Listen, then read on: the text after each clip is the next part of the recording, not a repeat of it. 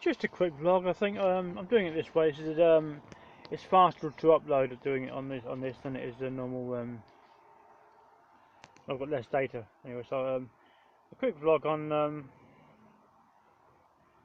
agency driving, universal credit, I suppose, and it's a bit of rent as well. Because if you, I've said now for a little while that if you're thinking about going for agency driving, this is not the right time unless you've got no work at all.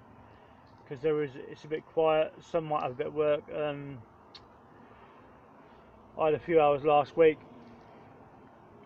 not many. I had to use a day's holiday. I've got to use a day's holiday this week. I've only had this week about I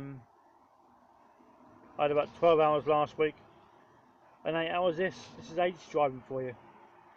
If you've not done agency driving before, January and February can get quiet unless you're popular, I suppose. But again, I'm offered a day's work tomorrow, but it's a place I've been to. I don't want to go there. It's just like going back into well, it's going back into something I left about 10 years ago. I don't want to go back down to that route. But then again, I've only done one day's work. So then you get this decision. If you're a single person now and you're doing agency work, you haven't got a partner to actually rely on, or shit. Like you can say, like, you pay the mortgage this month or whatever, and I'll do it next month or whatever. And you've got to find all your accommodation bills on just your wages. It will get difficult on agency driving. It really will. Because like now, it's the reason why I live the way I do. You might see me in the labour or whatever, or wherever I park up. But if you're only on 1 day a week or 2 days a week, you can't afford to pay 50, 60, 70% of your wages to a landlord. You just can't. So although my work is quiet, I haven't got to find 400 quid this month for a landlord. But I've got to find a fair bit more because of me. I can just do vehicle costs and stuff like that. It's just that it all come through this month. But again, if you live in a vehicle, always try and pay your car insurance in one payment if you can, and your vehicle tax in one payment if you can, and your MOT early if you can do it early.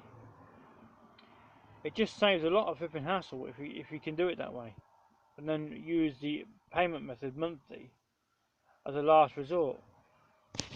And just looking at the time. The time is now.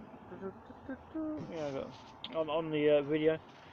I said it for about 4 or 5 minutes. Yeah, so like, there'll be a lot of people now just trying to get through from one pay packet to another pay packet, and they'll run out of money by about Tuesday, and they'll be in financial difficulty for Wednesday, Thursday, until Friday morning, and they'll be queuing up at the cash point on Friday morning to actually get the money, and they live like that from week to week to week to week. But, and again, it touches slightly on universal credit, because people now on universal credit won't. It doesn't solve. Universal credit does not solve a person's financial situation. All it does is allow you to borrow in advance of your advance on universal credit. What it doesn't do is actually help you out financially, because then if you have to borrow your advance, it means that there's no money then to receive in your universal credit.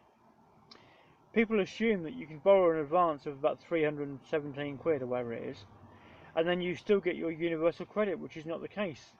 Which is why so many people actually on like agency or 0 hours contracts and whatever, yeah, get themselves in such a pickle because they believe that that's an advance they can borrow, and then they get the universal credit on top. But you're borrowing your universal credit, which means if you borrow half of it in the first month, you will only get half of it to survive the next 4 weeks, which creates financial difficulty for a lot of people. And now a lot of people can't actually get payday loans. They can't get them. and that causes even more problems. And that's where we are in January on agency driving, if you're in that situation. Take care. Cheers.